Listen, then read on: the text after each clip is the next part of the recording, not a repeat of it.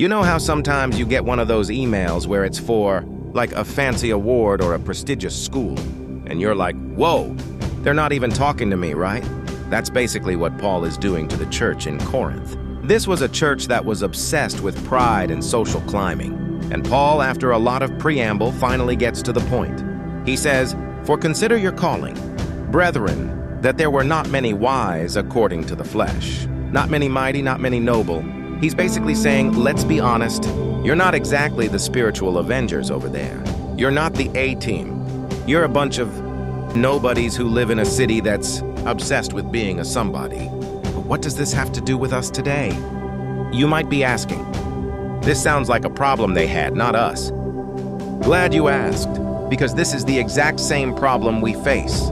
This desire for social climbing. It's everywhere, even in the church. We see some pastors today who are more concerned with their platform, their social media following, and their influence than they are with shepherding the flock. They are more concerned with looking noble and wise in the eyes of the world than they are with the call God has given them. But Paul says that's not God's way. He says that God chose the foolish things to shame the wise.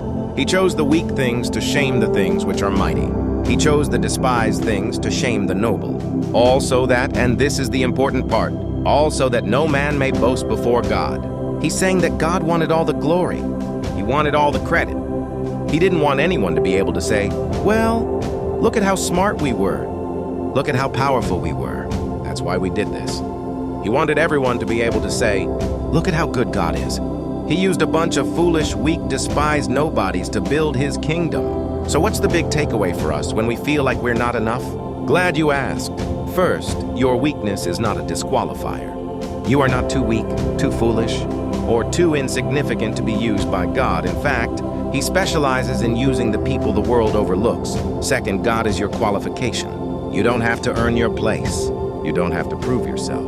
All the righteousness, all the wisdom, all the sanctification you need are found not in you, but in Christ alone. Third, boasting in yourself is stealing God's glory. It's a subtle but dangerous sin. When you take credit for the things God has done through you, you are stealing His glory. So when you look in the mirror, do you see your weaknesses as a reason to give up? Or do you see them as a reason to give God all the glory?